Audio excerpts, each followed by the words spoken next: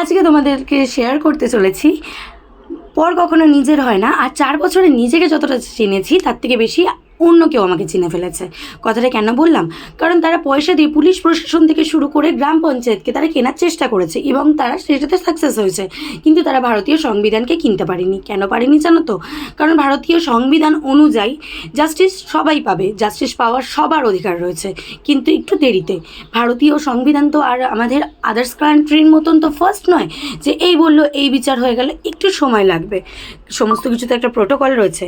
তো যাই হোক, আমি 4 বছর ধরে নিজেকে যতটা না চিনেছি, আমার থেকে বেশি অন্য কেউ আমাকে চিনেছে। আমাকে পাগল বলা থেকে শুরু করে আমি নাকি সংসারে কোনো কাজবাজ করি না, এই সমস্ত কথা বলেছে। আমাকে না তিলে তিলে আমাকে মেরে ফেলার চেষ্টা করেছে। এমন করে দিয়েছিল যে আমি এক পা এগালে আমি খাদে পড়বো, এক পা পিছালে আমি দেয়ালে পিঠ ঠেকে যাব। কিন্তু ওই সরু যে আলের পাড়টা রয়েছে, ওই আলের পাড় দিয়ে কীভাবে দুটো সন্তানকে নিয়ে আমি এখনও পর্যন্ত লড়াই করে বেঁচে আছি, আজকে আমি তোমাদেরকে সেটাই শেয়ার করছি। হ্যাঁ, আমি এখনও পর্যন্ত বেঁচে রয়েছি। আমার জায়গায় অন্য কোনো মানুষ থাকলে তারা তো আজকে গলায় দড়ি দিয়ে দিত, তাদের ফটোতে মালা চড়তো।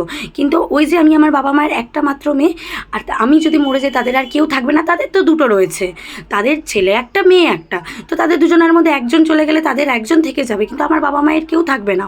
আর আমাকে বাঁচতে হবে আমার সন্তানদের জন্য।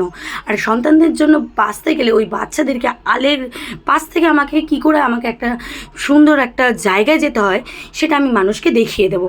হ্যাঁ, দরকার নেই আমি তাদের থেকে হাত পেতে একটা টাকাও আমি এতদিনে নিইনি, ভবিষ্যতেও নেব না। সুতরাং তাদের অধিকারও নেই আমার সন্তানকে দেখতে যাওয়ার। আমার বাড়ির দরজা সারা জীবনের জন্য খোলা ছিল। তারা যদি সংসার করার হতো তারা আমার বাড়িতে এসে আমাকে একটাবারের জন্য বলতে পারতো যে চলো সংসারে ফিরে যাই, কিন্তু তারা তো বলবে না, কারণ তারা বাইরে পরকীয়া করে বেড়াচ্ছে। তারা ছোটোর থেকে দেখে এসছে বাবা পরকীয়া করছে, মা পরকীয়া করছে, বোন পরকীয়া করছে, বা এলজেক্টরা বোনের বরের বাবার তো আবার দুটো বিয়ে। যাই হোক, আমি এতটা ডিটেলসে যেতে চাইছি না। হ্যাঁ, ধন্যবাদ জানাচ্ছি আমার বাবা মাকে। আমার বাবা মা যদি আমার এই কঠিন পরিস্থিতিতে আমাকে সাথ না দিত, দুটো বাচ্চাকে নিয়ে যে আমি কোথায় যেতাম সত্যি আমি জানতাম না। আমার সমস্ত যাওয়ার পথ বন্ধ, আমি জানি না আমি কোথায় যাবো। আর আত্মীয় স্বজন, আমার বাবা মা তো অপেক্ষায় রয়েছে কবে মুখের ওপর জবাবটা দেবে। শুধু তারা সময়ের অপেক্ষা, আমার প্রতিষ্ঠিত হওয়ার অপেক্ষা।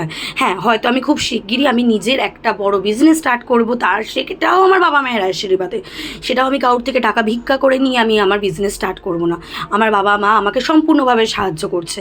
দুটো বাচ্চাকে আমি যতটা পারছি নিজের জীবনের সর্বস্ব দিয়ে আমি ভালো রাখার চেষ্টা করছি। আমার বাবা মা তাদের সর্বস্ব দিয়ে ভালোভাবে তাদেরকে বড় করার চেষ্টা করছে।